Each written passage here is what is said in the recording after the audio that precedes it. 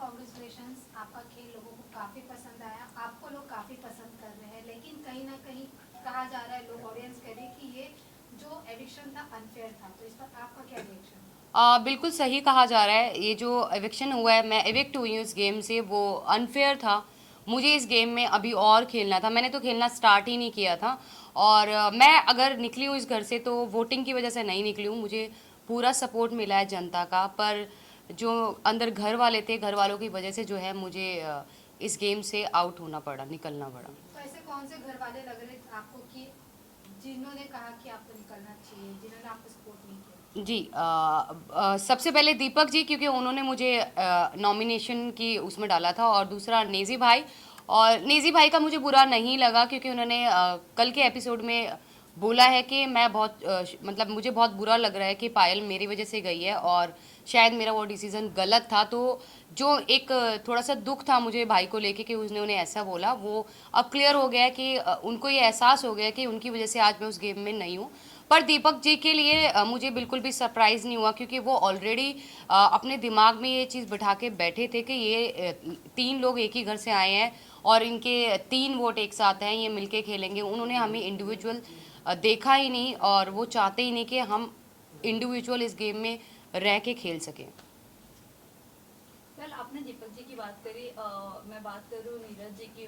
उन्हें ऐसा लगता है कि दीपक एज अ विनर निकल सकते हैं। वो बहुत अच्छे प्लेयर है, जस्ट बिकॉज वो भी व्हील चेयर पर है या उनका फ्रैक्चर है, इसी वजह से वो अपनी गेम को ज़्यादा एक्सप्लोर नहीं कर पा रहे। क्या कहना है आपको इस बारे में? मेरा कहना ये है, दीपक जी बहुत ज़्यादा एक्सपीरियंस्ड है, उनको चीज़ें बहुत ज़्यादा पता है हम लोगों से ज़्यादा। ठीक है, पर जो उनकी मेडिकल कंडीशन है उसकी वजह से वो उस गेम में अपना जो उनको देना चाहिए वो नहीं दे पा रहे हैं। वो मेडिकल कंडीशन की वजह से बेड पे रहते हैं, उनको बेड से उठा के मेडिकल रूम तक ले जाने के लिए भी दो लोगों की ज़रूरत पड़ती है। तो मुझे ऐसा लग रहा है कि उनको इस वक्त ना बुला के शायद नेक्स्ट सीज़न में अगर बुलाते तो वो शायद बहुत ज़्यादा अच्छे से खेलते और शायद विनर भी हो सकते थे। पर इसी के साथ साथ ये भी जानना चाहेंगे, शिवानी का और अरमान जी का जो फाइट हुआ था उस दिन मॉर्निंग में, अगले दिन मॉर्निंग में सना मकबूल, पलोमी और शिवानी बैठी थी और अरमान सामने की तरफ बैठे थे आप लोगों के बीच में। तब शिवानी को उन्होंने ये कहा था कि ये इंसान पर भरोसा नहीं करना, और वहीं हम दूसरी तरफ सोशल मीडिया पर देख रहे कि शिवानी ऑलरेडी एक ब्लॉग बना चुकी है अरमान जी के साथ। मतलब वो उनको पहचानती है 2 साल पहले की वो 2 साल पहले एक्चुअली क्या था कि मेरी एक हम लोगों की ग्रैंड मैरिज हो रही थी, मेरी और अम्मान की। मेरा सपना था जो वो पूरा कर रहे थे। तो उस ग्रैंड मैरिज में शिवानी ऑल्सो इनवाइटेड, वो इनवाइटेड थी। उस टाइम तकरीबन उसके 1.5 मिलियन या 2 मिलियन सब्सक्राइबर थे यूट्यूब पे। तो वो हमारी शादी में आई थी इंजॉय करने, तो वो 2-2.5 साल से हमें ऑलरेडी जानती थी। जी। जी। वेल अभी ये जो उन्होंने कहा है कि इन पे भरोसा नहीं करना चाहिए, वो बहुत शातिर है, क्या कहना चाहोगे इस चीज़ को लेकर आप? शिवानी के लिए आप बोल रहे हैं? यस। जी, शिवानी, क्योंकि गेम के अंदर आने के बाद जो जिस जिस शिवानी को हम जानते थे वो शिवानी उस गेम में रही नहीं। वो मतलब कहते हैं ना कि वो पहले से प्लान करके गई है, मुझे ये करना है तो मैं कैमरे के सामने रहूंगी, मैं ज़्यादा दिखूंगी। तो वो वही काम कर रही है। वो अपनी भाषा को लेके बार बार बोलती है कि मेरी भाषा लोगों को समझ नहीं आती। दूसरा, वो लोगों के सामने ऐसा प्रेटेंड करती है कि वो बच्ची है, वो छोटी है, पर ऐसा कुछ नहीं है, वो छोटी नहीं है गाइज। वो अपने घर को खुद चलाती है। और कोई भी छोटा बच्चा बिग बॉस शो में नहीं खेलने आता है, कोई समझदार ही बिग बॉस ऐसे कंटेस्टेंट लेके आता है जो गेम को खेलता है, खेल सकता है और खेलने की कैपेसिटी रखता है और जीतने की भी रखता है। तो वो बच्ची नहीं है। दूसरा, उसकी हार्श बात करने का तरीका, वो अपने से बड़े की रिस्पेक्ट नहीं करी है। जैसे कि उसने रणवीर जी से बदतमीज़ी की, अरमान जी से करी बदतमीज़ी, मेरे से और कृति, क्योंकि हम ऑलमोस्ट हम सभी उससे बड़े हैं। अगर वो 22 साल की है तो आई वॉज 32 ईयर्स, मैं 32 साल की हूँ, तकरीबन 10 साल उससे बड़ी हूँ। तो उसने सबके साथ जो है बहुत रूड तरीके से बात करी, और किसी को भी अच्छे से बात नहीं करती है वो। वेल कई लोगों का ये भी कहना है कि हमें दूसरी मनीषा रानी नहीं चाहिए, एक ही काफ़ी थी।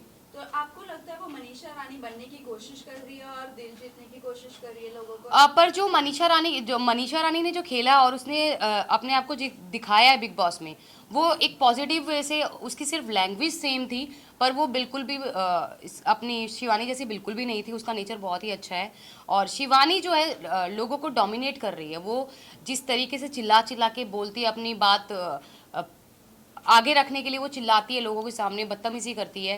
जैसे बहुत सारे लोगों, ऑलमोस्ट सभी लोगों से उसकी सिर्फ चंद्रिका और सना मकबूल और विशाल, शायद विशाल से भी उसका झगड़ा हो चुका है। ऑलमोस्ट सभी घर वालों से उसका झगड़ा ऑलरेडी हो चुका है। तो मनीषा ऐसी नहीं थी। मनीषा बहुत अच्छा पोलाइटली सबके साथ थी और बहुत अच्छा रिलेशन बना के गई सबके साथ। फिर आप लोग आपके रिश्तों के बारे में बाहर बहुत ज़्यादा ट्रोलिंग चल रही है, आप आपके रिश्तों को क्या कहना चाहोगे? रिश्ते के बारे में लोगों को क्या कहना चाहोगे जिस तरह से बाहर लोग एक्सेप्ट नहीं कर रहे हैं? वही आपके यूट्यूब पर आपके फैन फॉलोइंग ज़रूर होंगे, बट जब OTT पर आने के बाद वो चीज़ें लोग एक्सेप्ट नहीं कर रहे, क्या कहना है आपको इस बारे में? देखो, हमारा रिलेशन ऐसा है, मैं मानती हूँ कोई भी इस रिलेशन को एक्सेप्ट नहीं करेगा और समाज तो बिल्कुल भी नहीं करेगा। पर बहुत सारी परिस्थितियाँ ऐसी हो गई थी हमारे रिलेशन में। हम लोग तीनों 1-1.25 साल के लिए अलग भी हो गए थे, हम सेपरेट भी हो गए थे, वो भी करके देख लिया था। पर जो बहुत सारी परेशानियाँ, तकलीफ़ हमने झेली है, मरने की कगार तक हम तीनों पहुंच गए थे। पर उन सबको समेट के हमने वापस अपने रिलेशन को बनाया है और इस रिलेशन में आज इतना प्यार है कि दुनिया की कोई भी ताकत हम तीनों को अलग नहीं कर सकती है। पर इसी के साथ साथ हम समाज को ये मैसेज देते हैं कि हम लोग 2 शादियों को सपोर्ट कभी नहीं करते हैं, ना ही ज़िंदगी में कभी करेंगे। ये गलती अरमान जी से हुई है, वो ये चीज़ मानते हैं, उनसे ये गलती हुई है।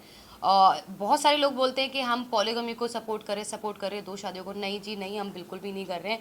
हम अपने हर व्लॉग, हर न्यूज़ चैनल पे जब हम अपना इंटरव्यू देते हैं तो हर जगह बोलते हैं कि प्लीज़ हमसे ये गलती हो गई है, आप लोग ना करें, क्योंकि हमारे जैसा अंडरस्टैंडिंग, हमारे जैसा प्यार एक औरत और दूसरी औरत के बीच में नहीं हो सकता है। पायल, अभी जिस तरह से आपने कहा कि बहुत ज़्यादा चीज़ें हुई आपकी लाइफ में, बहुत स्ट्रगल्स भी हुए हैं।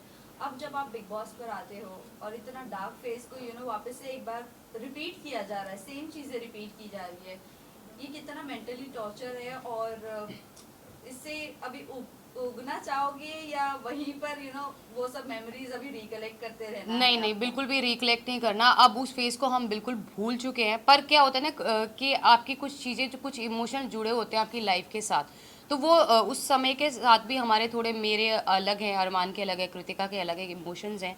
वो जब कोई बिल्कुल अंदर घुसता है ना तो एक डार्क फेस याद आता है और वो थोड़ा इमोशनल हो जाता है। तो लेकिन अब उस लाइफ को हम बिल्कुल भी याद नहीं करना चाहते और बिल्कुल भी नहीं उसके बारे में बात करना चाहते। इवन पायल, अभी आप घर से बाहर हो चुकी है, आप अपने बच्चों के साथ है, लेकिन आप अरमान को कितना मिस करेंगे? क्योंकि अभी वो तो घर के अंदर ही है। अरमान जी घर के अंदर है। मैं उनको मिस नहीं करूँगी क्योंकि मैं उन्हें रोज़ 24 आवर्स लाइव देखूँगी और उनके हर एक जितने भी एपिसोड्स आएंगे वो देखूँगी। उनको मिस नहीं करूँगी क्योंकि ऑलरेडी उनके पास कृतिका है उनके सपोर्ट के लिए, पर बाहर से फुल सपोर्ट दूंगी। जितने भी लोग मुझे यहाँ पे देख पा रहे हैं, आप लोगों ने मुझे बहुत प्यार दिया, मुझे बहुत सपोर्ट दिया। मुझे पता है मैं जो है, नॉमिनेशन मेरी अगर हुई है तो वोटिंग की वजह से नहीं हुई, मुझे फुल सपोर्ट मिला है घर वालों की वजह से मैं बाहर आई हूँ। मैं यही कहना चाहती हूँ जाते जाते कि आप लोग जी भर के, दिल खोल के अरमान और कृतिका दोनों को वोट कीजिए और उनकी आगे की पर्सनैलिटी आपको जो है गेम में देखने के लिए मिलेगी कि वो जेन्युइन है कि नहीं है। वन लास्ट, जाते जाते लास्ट क्वेश्चन, जिस तरह अभी आपने मेंशन किया था, एक प्यार को पाने के लिए आपने अपनी फैमिली को खो दिया था, अब आपकी फैमिली का क्या फीडबैक है जब बिग बॉस से बाहर आ गई हो? मेरी फैमिली का कोई फीडबैक नहीं है और मुझे नहीं लगता कि उनको मेरे फेम से, मेरे पैसे से कोई लेना देना है, क्योंकि ऑलरेडी फेम मेरे पास है। लोग मुझे जानते हैं, मेरे यूट्यूब से, मेरे इंस्टा से लोग मुझे जानते हैं। अगर ऐसा कुछ होता तो वो 13 साल में वेट नहीं करते मेरे पास आने के लिए। तो बिग बॉस OTT से उन लोगों को कोई फ़र्क नहीं पड़ने वाला। Thank you so much, thank you. Photo में विजुअल्स का टेबल हटा दो ना। मेरा बेटा ले लेना फटफट